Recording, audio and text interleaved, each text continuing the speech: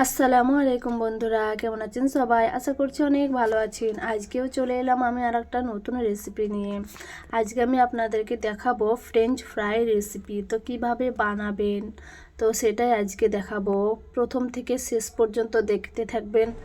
আর আমার চ্যানেলটা যদি ভালো লেগে থাকে তো সাবস্ক্রাইব করে দিবেন। তো এখানে আমি আলুগুলো ছোট ছোট করে আগে থাকতেই কেটে নিয়ে রেখেছি।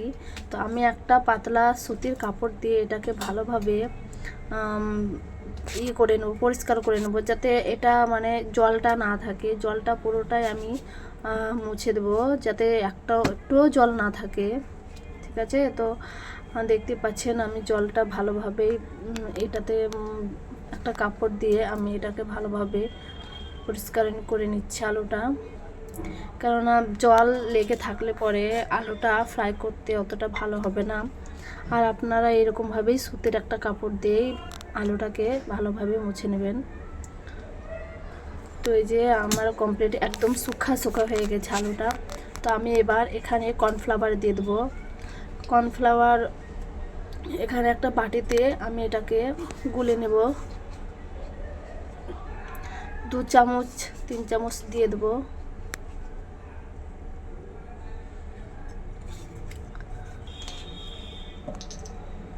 এবার সামান্য জল দিয়ে এটাকে গুলে একটা একটা করে ফ্রেঞ্চ ফ্রাইজ দিয়ে দেবো।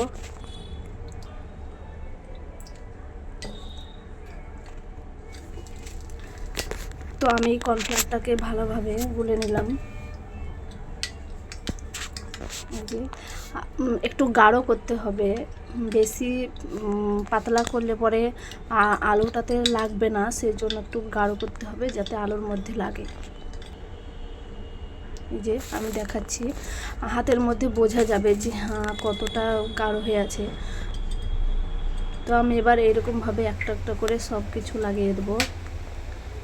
দিয়ে একটা কড়াই নিয়েছি, কড়াইয়ের মধ্যে আমি এখানে সয়াবিন তেল ব্যবহার করেছি।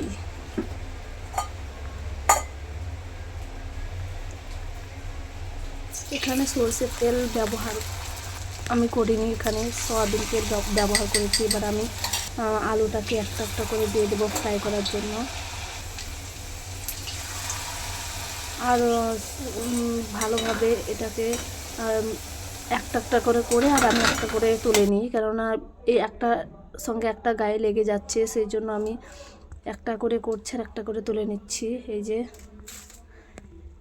এবার আমি এর মধ্যে দিয়ে দেবো চাট মশলা।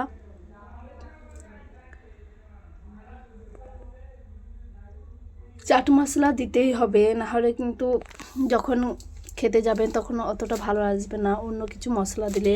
হ্যাঁ, অন্য একটা আপনি যদি বাড়িতে তৈরি করেন ভালো মশলা নিজে, তাহলে ওটাও ভালো হবে। কিন্তু আমি এটা বাড়িতে তৈরি করিনি, বাড়িতে তৈরি করা আছে, কিন্তু আমি এটা কিনে এনেছি চাট মশলা, এটাই দিলাম।